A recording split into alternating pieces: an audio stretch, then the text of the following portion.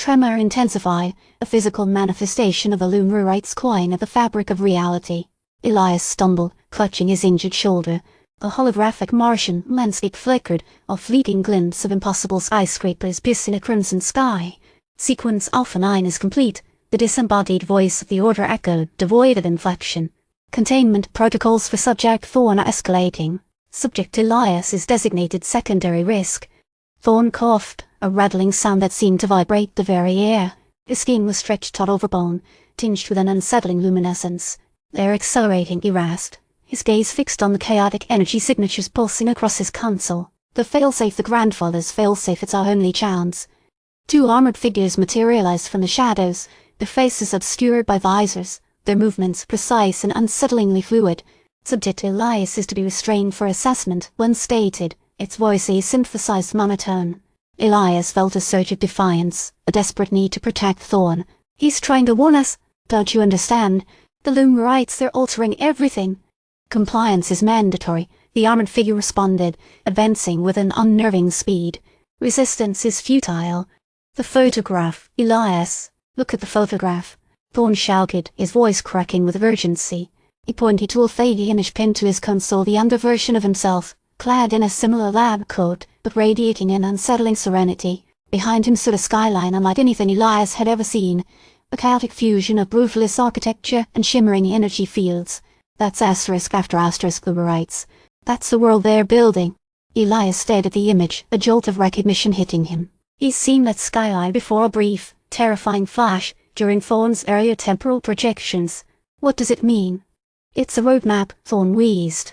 A guide to the divergence point. That moment, that single moment is the key to undoing it all. He coughed violently, clutching at his chest. Find the moment, before that city rises, before asterisk he asterisk makes his choice, and you can rewrite everything. The armored figures closed in, their hands reaching for Elias. He knew he couldn't fight them, not in his condition. But he could buy Thorne some time. He focused his energy, using the pain in his shoulder as a conduit. The failsafe is tied to the Martian projection. Thorne's eyes widened, a spark of hope flickering within their depths. Yes, the Martian cloud acts as a temporal anchor. Disrupting the projection could destabilize the Rewrites. With a desperate lunge, Elias reached for the console controlling the holographic Martian landscape. The armored figures reacted instantly, grabbing at his arms. A blinding flash erupted, as the projection fractured, the Martian landscape dissolving into a vortex of swirling colors and distorted images. Protocol Delta 6 activated, the disembodied voice announced. Subject Elias is deemed a level 5 threat. Neutralization protocols initiated. The world tilted. The room warped. The smell of ozone filled the air. Elias felt himself being pulled, not towards the armored figures, but asterisk through asterisk the fracturing projection. He glimpsed Thorne, struggling against the containment field, his expression a mixture of terror and desperate hope. Then darkness. He awoke disoriented, lying on cold, metallic floor. The tremor was gone. The air was clean, but the world around him was wrong. The Chronarium Laboratory was gone, replaced by a sterile, minimalist room, bathed in a sickly green light. Outside, the sounds of a bustling city drifted into a large, panoramic window, a city he didn't recognize. A city dominated by soaring, chrome towers and sleek, silent vehicles that glided through the air. He staggered to his feet, his injured shoulder screaming in protest. The room was sparsely furnished, a single chair, a small table, and a screen that flickered with indecipherable data. He looked out the window, his heart pounding in his chest. The cityscape was both familiar and alien, a bizarre amalgamation of 1940s optimism and futuristic dystopia. He approached the screen, attempting to decipher the information displayed. The language was similar to English, but subtly different, laced with technical jargon he couldn't understand. Then, he saw date 23rd of June, 1977. 2077. Over a century into the future.